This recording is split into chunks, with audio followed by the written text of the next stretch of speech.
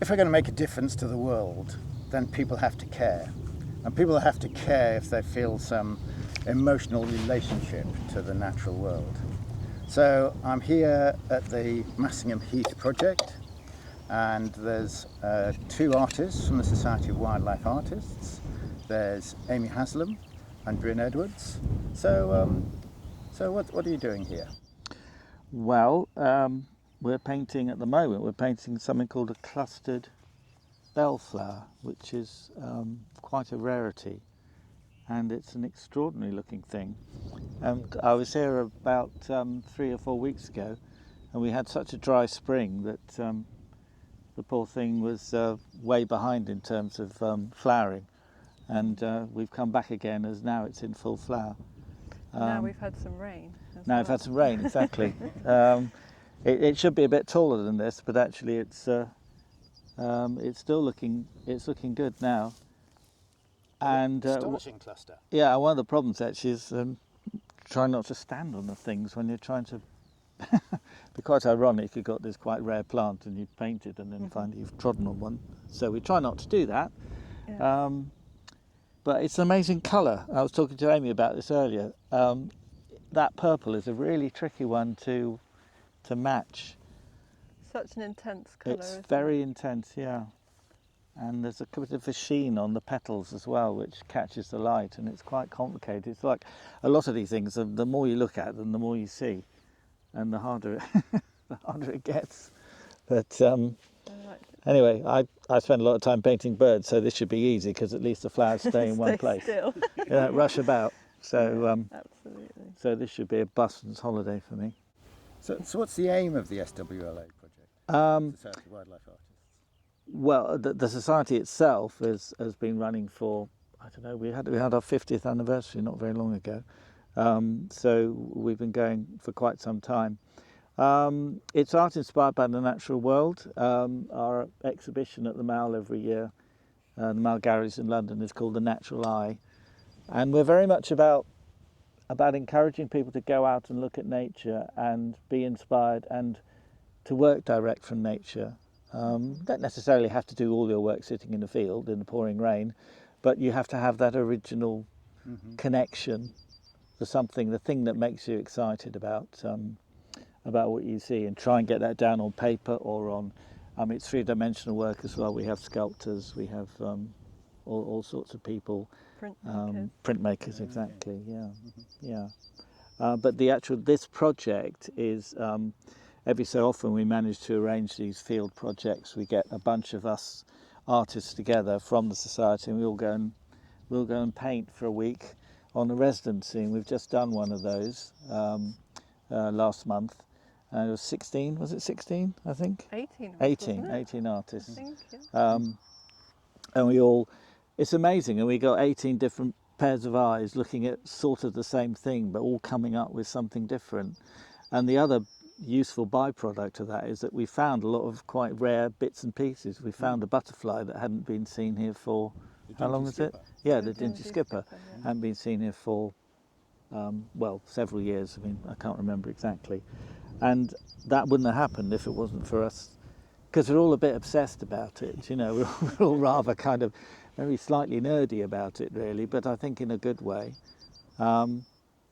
You know, and I think if you care about the natural world, then you can find a way of showing that to other people. Art is a really good way of doing that. You know, people can write, people might, you know, write a piece of music or something, but art is so direct, and I think it's more powerful. Painting and drawing, I think, is more powerful than photography. I think photography is everywhere. It's on our phones. It's everywhere. Everyone takes photographs. But if you just photographed this project, it would look.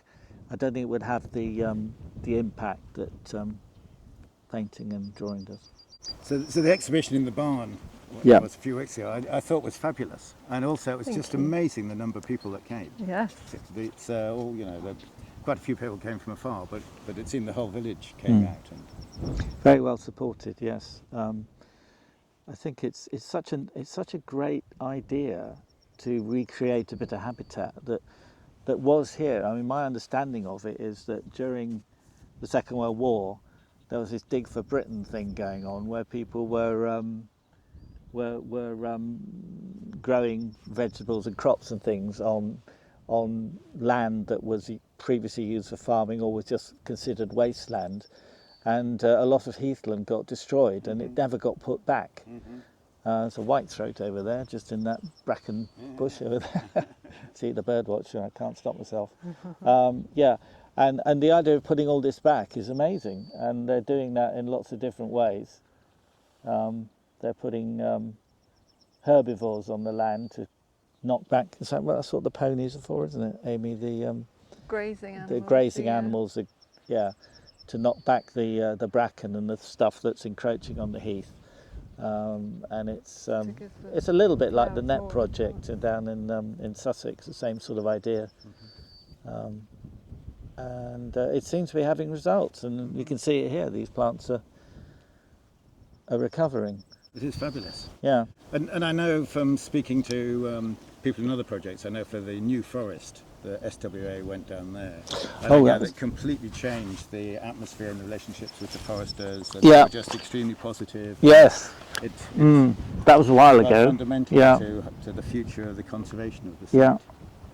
And it's not just in the UK. We did a project in Denmark, the Vadensee project, which was all to do with the amazingly productive habitat. The mud flats are all these worms and things that the wading birds are feeding on. Incredibly important bit of habitat, and to just raise awareness. A lot of it's just about this raising awareness idea, and the byproduct of it is that artists get together and exchange ideas and have a good time. And a lot of my best friends are people who are members of the society, and there is a nice kind of pretty it's a good sort of nurturing kind of environment to be in, I suppose you could say. Yeah. And I can see also, because I know quite a lot of artists, and often it's a fairly solitary existence, so kind of to be working together, must be a lot of fun. Yes, I'm quite often told I should get out more, and this is a way of doing it. Yeah, a lot of us spend our time either in the field on our own or in studios and sheds on our own. There isn't a lot of this collaborative stuff. So it's really good to get together and talk through what we've seen that day and show each other our work, and we're each other's critics as well. Yeah. And so are you learning a lot from that? Is that very positive? Oh, for me, absolutely, because I'm a new member of the society, and the knowledge that I have been around during that week has just been amazing. I've learned so much, and been inspired as well by what the other artists are doing. Because as I understand it, at the end of the day, you all put your art out and discuss what you're doing. Yes, which is quite a scary thing at the beginning of the week, but it gets easier. And just a tremendous amount of work was produced. It was really incredible, wasn't it? Yeah. Yeah, and there's a kind of collective group energy that drives you on, and you end up getting up at silly o'clock in the morning and going and doing a load of stuff before breakfast, and then coming back and working. It's a special. These sort of residencies are quite special times. And it's great, and it does seem to be very successful. It's great. It's raising people's consciousness, making people more aware of nature, pushing the conservation agenda. A fabulous part of conservation. Really. Yes, and this project is not just about one visit in the spring, which we've had. It's going to go on for the whole year, and luckily myself and Amie live not that far away. We're both down in Suffolk, so we can make repeat visits. And hopefully, there will be an exhibition of all the work later on in a year or so's time, and a book which will be lavishly illustrated with all of our amazing work, but also a smaller exhibition in the village of Great Massingham in August, I think it is. Yeah. So there will be opportunities for local people to come and see what we've been up to. Fabulous. So lots of opportunities to find out what's going on and it's delightful to be here at the wonderful Massingham Heath rewilding site. Wonderful to be here with the SWIA and see some of your fabulous art. Thank you.